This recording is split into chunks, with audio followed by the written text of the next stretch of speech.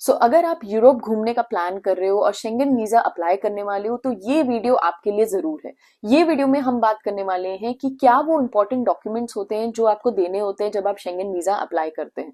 इसमें हम अपना पर्सनल एक्सपीरियंस शेयर करेंगे क्योंकि हमने भी एक गलती ऐसी करी थी जिसकी वजह से हमारा वीजा रिजेक्ट हो गया था और फिर हमने उस गलती को जब सही किया तो हमारा वीजा अप्रूव हो गया। तो हमारी लर्निंग है जो इस वीडियो में हम आपके साथ शेयर करेंगे। बट उससे पहले अगर आपने चैनल को सब्सक्राइब नहीं किया है तो प्लीज डू सब्सक्राइब। हम ऐसी इंफॉर्मेटिव वीडियोस इस चैनल पे शेयर करते हैं। तो सबसे पहले वीडियो स्टार्ट करने से पहले अगर आपको नहीं पता कि शेंगन कंट्रीज कौन सी होती है तो आप गूगल पे सर्च कर सकते हो। ये 27 कंट्रीज हैं जो कि यूरोप के अंदर आती हैं और अगर आपको इन 27 कंट्रीज में विजिट करना है तो आपको शेंगन वीजा की जरूरत है। बट जैसे कि मैंने बोला इस वीडियो में हम बात करेंगे वो डॉक्यूमेंट चेकलिस्ट जो कि आपके पास में होनी चाहिए जब भी आप शेंगन वीजा के लिए अप्लाई कर रहे हो। उस लिस्ट में सबसे पहले आता है आपका ट्रैवल डॉक्यूमेंट यानी कि आपका पासपोर्ट। यहाँ पे जब भी आप अप्लाई करते हो शेंगन वीजा के लिए तो आपका पासपोर्ट मिनिमम 6 मंथ्स की वैलिडिटी के साथ होना चाहिए। अगर वो 6 मंथ से कम वैलिडिटी होती है तो वो रिजेक्ट कर देते हैं। दूसरा डॉक्यूमेंट है आपकी फ्लाइट टिकट्स या आपकी ट्रैवल, जो भी आप जैसे भी ट्रैवल करने वाले हो। अगर आप यूके से ट्रैवल कर रहे हो तो आपके पास में ऑप्शन होते हैं कि आप फ्लाइट से अपनी फ्लाइट टिकट दिखा सकते हो, अपनी ट्रेन टिकट्स दिखा सकते हो और अपनी बस टिकट्स भी दिखा सकते हो। ट्रेन टिकट्स में इजी होता है ऑप्शन क्योंकि अगर आप ट्रेन में बुकिंग करते हो तो आपके पास ऑप्शन है यहाँ से यूरोस्टार की ट्रेन बुक करने का।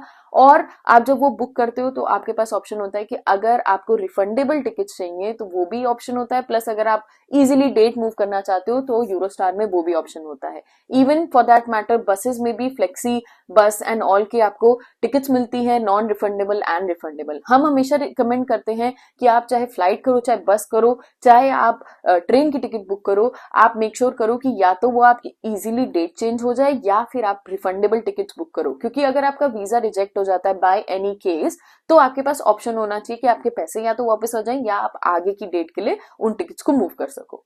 नेक्स्ट डॉक्यूमेंट है अकोमोडेशन का। तो आपने जहां पे अकोमोडेशन बुक करी है, चाहे वो एयरबीएनबी हो, चाहे booking.com से कोई होटल हो या कुछ भी हो, आपने जहां पे भी अकोमोडेशन बुक करी है आपको वो डिटेल शेयर करनी होती है। सिंस हम अकोमोडेशन की बात करें और अगर आप यूके में हो या यूरोपियन किसी भी कंट्री में एज अ स्टूडेंट हो तो आपके पास एक ऑप्शन है बहुत ही अच्छा जो है एम्बर स्टूडेंट का।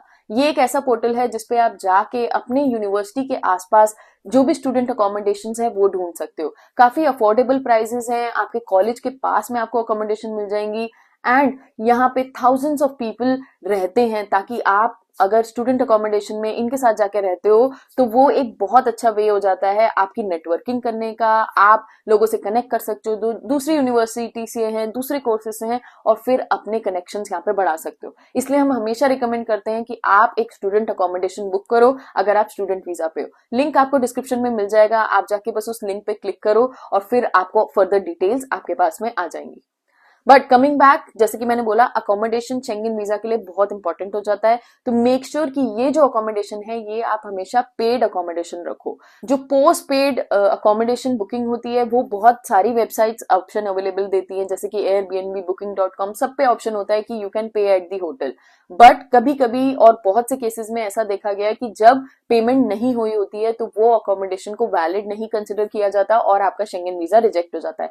ये केस हमारे साथ खुद हुआ है। मेरी मम्मी का वीजा मैंने रेस किया था, इनका वीजा हमने इंडिया से रेस किया था और हमने उनकी अकोमोडेशन के लिए पे नहीं किया था। बाकी सारे डॉक्यूमेंट्स उनके प्रॉपर थे बट उनका वीजा उस टाइम रिजेक्ट हो गया था। तो हम इसीलिए हमेशा रिकमेंड करते हैं कि आप पेमेंट करके एडवांस में अपनी अकोमोडेशन की वो ही अपनी एप्लीकेशन के साथ शो करिए। उसके बाद एक इंपॉर्टेंट डॉक्यूमेंट आता है। अगर आप यूके से अपनी एप्लीकेशन सबमिट कर रहे हो और आप यहाँ पे किसी वर्क वीजा पे या किसी भी टाइप के वीजा पे यहाँ पे हो तो आपका बीआरपी कार्ड, तो बीआरपी कार्ड की सारी डिटेल्स वहां पे देना बहुत इंपॉर्टेंट है। और इसमें ये मेक श्योर करना होता है कि ऐसा नहीं हो कि आपके ड्यूरिंग द ट्रैवल डेट या विद इन फ्यू मंथ्स आपका बीआरपी कार्ड खत्म होने वाला है। क्योंकि अगर आपका बीआरपी कार्ड वहां पे खत्म होने वाला है तो वो आपके ऊपर क्वेश्चन रेज कर सकते हैं कि आप क्या उनकी कंट्री में जाके वहां से निकलोगे या वहां से वापस जाओगे या नहीं जाओगे। और एक बहुत मेजर जो चीज शेंगन वीजा के लिए होती है वो है आपके फंड्स प्रूव करने के डॉक्यूमेंट्स। इसमें आपको अटैच करनी होती है मेनली आपकी सारी पे स्लिप्स, आपके बैंक अकाउंट, आपके पास में जिस अकाउंट में पैसा है और जितने भी आपके ट्रांजैक्शंस रिसेंटली हुए हैं। हमने सबमिट किया था अराउंड 6 मंथ्स की अपनी बैंक स्टेटमेंट, वो हम आपको भी रिकमेंड करते हैं कि आपको अराउंड 6 मंथ्स, 3 to 6 मंथ्स की आपको अपनी बैंक स्टेटमेंट सबमिट करनी चाहिए। अब अगर आप कुछ नहीं कमा रहे हो और आपकी कुछ अर्निंग्स नहीं है तो पे स्लिप आप अवॉइड कर सकते हो, but in that case you have to make sure कि आपके फंड्स उतने हों आपके अकाउंट में ताकि वो आपका वीजा रिजेक्ट ना कर सके। अब आपका क्वेश्चन होगा कि क्या फंड्स होने चाहिए, तो ऑन एन एवरेज अगर कंसिडर करें तो 100 to 150 यूरोज आपके अकाउंट में per day on the time, जितना भी आप टाइम शो कर रहे हो उतने दिन के लिए 100 to 150 यूरोज आप इंटू कर सकते हो। उतना पैसा मिनिमम आपके अकाउंट में आपको दिखाना चाहिए। ये कोई फिगर नहीं है, ये कहीं पे लिखा नहीं है, बट ये एज पर द स्टडीज या एज पर जो भी लोगों के वीजा रिजेक्ट हुए उससे हम आपको ये इन्फॉर्मेशन दे रहे हैं। और जो नेक्स्ट इंपॉर्टेंट डॉक्यूमेंट आता है और इसके बिना आपका शेंगन वीजा रिजेक्ट हो सकता है, वो है ट्रैवल इंश्योरेंस। तो शेंगन वीजा वाले बहुत स्ट्रिक्ट हैं, जैसे कि दूसरी कंट्रीज में, फॉर एग्जाम्पल यूके में अगर आप वीजा रेस कर रहे हो तो वो आपको ट्रैवल इंश्योरेंस मैंडेटरी नहीं होता है, बट शेंगन वीजा के लिए वीजा अप्लाई करने से पहले आपको ट्रैवल इंश्योरेंस अपना लेके रखना है। और ये कैसे आप ले सकते हो, अगेन एक लिंक आपको डिस्क्रिप्शन में मिल जाएगा, आप वहां पे जाके चेक कर सकते हो कि आपको कैसे ट्रैवल इंश्योरेंस लेना है, और अगर आप बुक करना चाहते हो तो आप डायरेक्टली बुक भी कर सकते हो। अब आपने ये डॉक्यूमेंट्स इकट्ठे कर लिए, ये आपके मेन डॉक्यूमेंट्स होते हैं। इसके साथ साथ आपको लिखना होता है एक कवर लेटर। उस कवर लेटर में आपको सच बात लिखनी होती है, और ये जितना आप क्लियरली लिखोगे उतना इजी हो जाता है उस केस ऑफिसर के लिए डिसाइड करना कि आपको ये वीजा देना चाहिए या नहीं देना चाहिए। तो अब ये कवर लेटर क्योंकि एक बहुत इंपॉर्टेंट रोल प्ले करता है, इसमें आपको क्लियरली मेंशन करना है आप कहां से कहां तक का प्लान कर रहे हो। अगर आप मल्टीपल विजिट्स करना चाहते हो तो आप कहां से कहां, कितनी डेट से कौन सी डेट तक जाओगे। अगर आपकी फंड रिक्वायरमेंट में आप सब कुछ नहीं दे पाए हो तो आप उनको वहां पे क्लैरिफिकेशन दे सकते हो। अगर आप जॉब करते हो तो आपने क्या अपनी जॉब से छुट्टी ली है या नहीं ली है, आप वो भी उसमें लिख सकते हो। या आप कोई अगर बिजनेस टाइप काम करने वाले हो और फिर आप उनसे कुछ वहां पे अप्रूवल टाइप लेना चाहते हो, आप वो भी मेंशन कर सकते हो। अगर आप स्टूडेंट पे हो तो आपको ये भी मेंशन करना चाहिए कि मेरा टर्म ब्रेक चल रहा है या मेरे सेमेस्टर्स ओवर हो गए, मेरे एग्जाम्स नहीं है और इसीलिए मैं वहां पे घूमने आना चाहता हूँ या आना चाहती हूँ। तो ये एक ऐसा लेटर होता है जिसमें आपको सच सच लिखना चाहिए और वो लेटर को क्लियरली मेंशन करना चाहिए। इसमें ऐसा नहीं होना चाहिए, लोग यूजुअली क्या करते हैं 2-3 लाइन का कवर लेटर लिखा, बस ये हो गया, हम लोग अब क्या लंबा लेटर लिखे, बाकी डॉक्यूमेंट तो सबमिट किए। ऐसा नहीं है, आपने बाकी डॉक्यूमेंट सबमिट करे हो लेकिन कवर लेटर जो होता है वो आपका एक मेन डॉक्यूमेंट हो जाता है, क्योंकि वो आपका मैसेज है उस बंदे को जो कि आपको ये वीजा ग्रांट कर रहा है। तो हमेशा कवर लेटर पे आपको ज्यादा से ज्यादा टाइम स्पेंड करना चाहिए। अगर आपको कोई भी हेल्प चाहिए कवर लेटर के लिए, अगेन आप 1-to-1 सेशन भी बुक कर सकते हो, लिंक आपको डिस्क्रिप्शन में मिल जाएगा।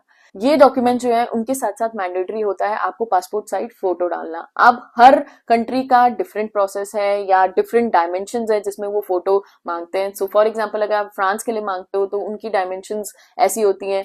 तो यहाँ पे बहुत सारे ऑप्शंस हैं जैसे कि स्नैपी स्नैप या और भी बहुत सारे स्टूडियोज हैं। आप वहां पे जाके ऑटोमेटिकली वहां पे बस उनके पास में ऑटोमेटेड मशीन्स होती हैं जहां पे वो कंट्री सिलेक्ट कर लेते हैं और उसके हिसाब की आपको फोटो खींच के दे देते हैं। तो आप जब इन स्टूडियोज में जाओ या इन शॉप्स पे जाओ तो आपको बस उनको बताना है कि हाँ मैं फ्रांस के लिए अप्लाई कर रहा हूँ या मैं डेनमार्क के लिए अप्लाई कर रहा हूँ, और वो आपको वैसी फोटो निकाल के दे देंगे। बट फॉर योर वेरिफिकेशन आप जब वीएफएस की एप्लीकेशन भरोगे तब भी आपको ये डिटेल्स मिल जाएंगी। अब ये तो हो गए आपके सारे डॉक्यूमेंट्स, बट उसके साथ साथ आपको 2 इंपॉर्टेंट चीजें और लेके जानी होती है। एक है जो भी आपने वीएफएस की साइट पे जो एप्लीकेशन फॉर्म भरा है, वो एप्लीकेशन फॉर्म बहुत इंपॉर्टेंट हो जाता है, क्योंकि उसके बिना आपकी ये एप्लीकेशन फाइल वो कंसिडर कैसे करेंगे, क्योंकि उसमें एप्लीकेशन नंबर आता है, आपकी सारी डिटेल आती है आपने जो फिल करी होगी, तो वो आपको जानना है कि कैसे फिल करना है, तो उसके लिए एक डिटेल वीडियो आप जाके चेक कर सकते हो। और उसके साथ साथ जब आप ये एप्लीकेशन सबमिट कर देते हो तो आपको एक अपॉइंटमेंट कंफर्मेशन लेटर आता है जो कि आपको एट दैट मोमेंट डाउनलोड करने का ऑप्शन आ जाता है, आपके ईमेल पे भी आ जाता है। वो भी आपको प्रिंट आउट लेके जाना चाहिए, क्योंकि उसमें एक ऐसा नंबर होता है जिसको वो बार कोड को स्कैन करके आपकी एप्लीकेशन की सारी डिटेल ले सकते हैं और फिर ये डॉक्यूमेंट्स आपसे लेके उसको लिंक कर सकते हैं। तो ये इंपॉर्टेंट डॉक्यूमेंट्स हैं जो कि हमेशा आपको चाहिए होते हैं जब भी आप शेंगन वीजा अप्लाई कर लो। एक ऑप्शनल डॉक्यूमेंट है जो कि लोग कहते हैं, अगर आप जैसे कि स्टूडेंट हो या फिर आप किसी कंपनी में काम कर रहे हो तो वहां से एक एनओसी लेटर लेना कि हाँ इस डेट से इस डेट तक ये बंदा या बंदी छुट्टी पे है और वी नो कि वो इस कंट्री में नहीं रहने वाले, वो घूमने जाने का प्लान करे, ऐसा कुछ एनओसी लेटर लोग लेते हैं। बट हमारे केस में ऐसे कोई एनओसी लेटर की जरूरत नहीं थी, हमने ऐसा कुछ भी सबमिट नहीं किया था और हमारा शेंगन वीजा फ्रांस से अप्रूव हो गया था। तो हमें और भी हमारे फ्रेंड्स हैं जिन्होंने ये सबमिट नहीं किया, बट कुछ लोगों ने ऐसा बोला कि ये डॉक्यूमेंट भी इंपॉर्टेंट होता है। तो मैंने इसलिए इसको ऑप्शनल डॉक्यूमेंट में आपके लिए बताया है। सो गाइज, ये थी शेंगेन वीजा अप्लाई करने की चेकलिस्ट। अगर आपका कोई भी क्वेश्चन है तो आप कमेंट सेक्शन में पूछ सकते हो। वीडियो अच्छी लगी हो तो लाइक जरूर कर देना, और किसी के साथ में अगर आप शेयर कर सकते हो तो जरूर शेयर करना। We will come up with next video soon. Till then take care, bye bye.